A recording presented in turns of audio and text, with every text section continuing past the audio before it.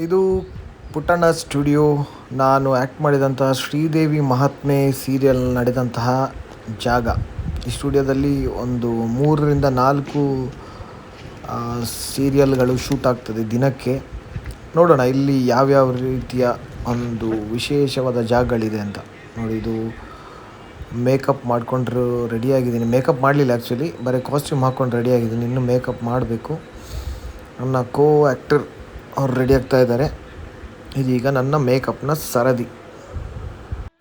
ಕೊನೆಗೊಂದು ಟೋಪನ್ ಕೂರಿಸಿದ್ರು, ಅದರ video miss ಆಗಿದೆ.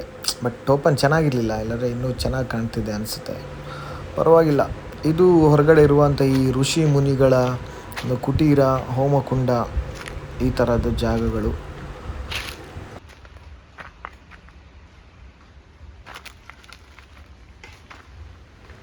ಹೆಚ್ಚಿನ ಎಲ್ಲ ಪೌರಾಣಿಕ ಅಥವಾ ಒಂದು ದೇವರ ಸಂಬಂಧಪಟ್ಟ ಯಾವುದೆಲ್ಲ ಒಂದು ಸೀರಿಯಲ್ಗಳಿದೆ, ಅದು ಹೆಚ್ಚಿನವು ಇಲ್ಲೇ ನಡೆಯೋದು. ಅಂದರೆ ಪವಾಡ ಪುರುಷರಿಗೆ ಸಂಬಂಧಪಟ್ಟಂಥದ್ದು. ಇದು ನೋಡಿ, ಸಾಮಾನ್ಯ ಮನೆಗಳಿದೆ, ಎತ್ತಿನ ಗಾಡಿ, ಸಣ್ಣ ಪುಟ್ಟ ಪ್ರಾಪರ್ಟಿಗಳು, ಮನೆಗಳು, ಕುಟೀರಗಳು, ಆ ಥರಗಳೆಲ್ಲಿದೆ.